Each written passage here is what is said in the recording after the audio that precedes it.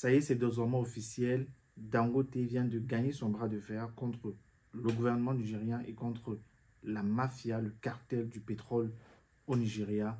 Sa raffinerie, la raffinerie qui a coûté à l'homme le plus riche d'Afrique près de 20 milliards de dollars, va enfin être opérationnelle. Les premières livraisons sont prévues. Du moins, l'essence sera disponible à la pompe au Nigeria à partir du mois d'octobre. Donc, très prochainement, la semaine prochaine, déjà, on parle. Ce qu'il faut savoir, c'est que, en fait, ils ont trouvé un accord entre lui et la NNPC, qui est la Société nationale de pétrole au Nigeria. En fait, la société a convenu comme ça de le livrer de manière journalière 385 000 barils de pétrole par jour. Et en échange de cela, Dangote a fait de sorte que ce soit uniquement cette société-là, la NNPC, qui soit le fournisseur, le distributeur de son pétrole, donc de son essence. Donc c'est la seule société, la seule entreprise qui est habilitée à redistribuer, à vendre son pétrole, à vendre l'essence au Nigeria, l'essence qui provient de la raffinerie. Donc c'est un truc, on peut dire un business gagnant-gagnant. Tout ça en fait, c'était quelque part pour supprimer le monopole en fait, du moins entre guillemets le monopole qu'on réclamait à Dangote de vouloir acquérir comme ça sur le pétrole nigérien.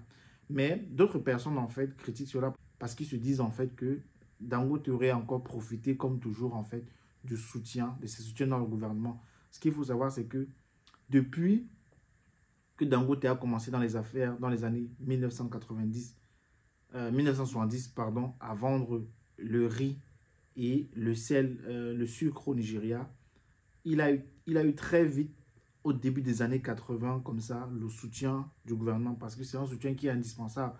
D'ailleurs, on a souvent l'habitude de dire en Afrique que, du moins il y a une pensée très répandue en Afrique que, en fait, c'est les gouvernements qui ont donné l'argent aux entrepreneurs. Mais c'est plus complexe que ça. En fait, ils gagnent certains monopoles sur certains produits. Alors, ce qui se passe, c'est que, en fait, généralement, ces individus, ces grandes entreprises-là, ces millionnaires, ces milliardaires en Afrique, obtiennent comme ça, grâce à leurs relations dans les gouvernements, leur soutien dans les gouvernements, des monopoles en fait, d'être distributeurs uniques en fait d'un produit ou d'un autre. Donc c'est comme ça que dans les années 80, Dangote devient donc, parce que le Nigeria dans les années 80 a limité les importations, donc le seul importateur qui était accrédité au Nigeria, c'était Dangote.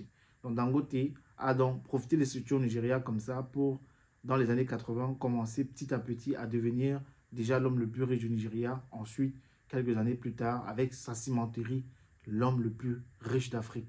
Donc, ce qui se passe, c'est que maintenant, suite à cela, il a décidé de se lancer dans un méga projet, en fait, parce que le Nigeria, à la base, produit 1,5 million de barils de pétrole par jour. Donc, c'est le plus gros producteur de pétrole en Afrique, le plus grand producteur. Aucun pays ne fait mieux. Je pense que derrière, il y a l'Angola et d'autres pays. Donc, maintenant, il se passe que les 1,5 million ne suffisent pas pour couvrir la demande du pays le plus peuplé d'Afrique, qui est le Nigeria.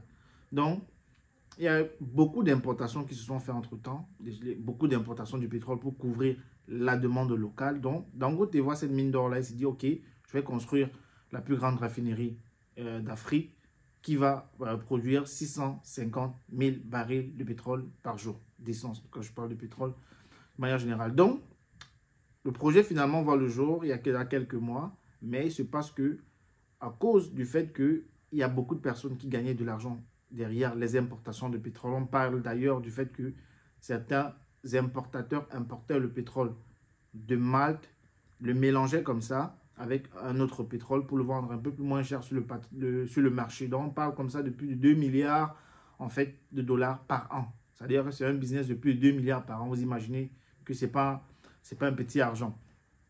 Donc, comme ça, il vient avec son projet de 650 000 barils par jour. Comme quoi, si son truc commence à marcher, ça va tout simplement tuer le business local. Les gars disent que non, c'est pas possible. Il se passe des discussions, ça et là.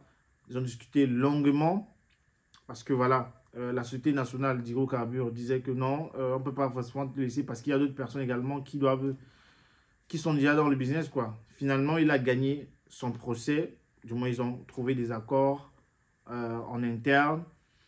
On n'a pas réellement publié l'intégralité en fait des dessous de l'accord, mais désormais, la NNPC sera distributeur unique du pétrole de Dangote, et Dangote va recevoir en retour 385 000 barils par jour. Il va devoir donc compléter pour que ses capacités soient pleines avec le pétrole encore d'ailleurs importé. Donc, c'est comme ça que l'affaire s'est résolue. Voilà. C'était juste pour revenir en fait sur l'affaire Dangote, parce que j'avais déjà eu à faire des vidéos sur ça. Alors, je pense que désormais, c'est donc clos. Je pense que c'est comme ça que l'affaire s'est résolue finalement. Donc, laissez-moi savoir ce que vous en pensez en commentaire. Est-ce que, voilà, il faut laisser une personne avoir le monopole d'un produit, ou est-ce que tout simplement, il faut créer une concurrence faire qui profite à tous les entrepreneurs, à tous ceux qui, voilà, veulent se lancer dans le business? Laissez-moi ce que vous en pensez en commentaire. Abonnez-vous à cette chaîne. Laissez-moi un like à cette vidéo. Partagez autour de vous. Quant à moi, je vous donne rendez-vous à très bientôt pour une prochaine vidéo. Ciao.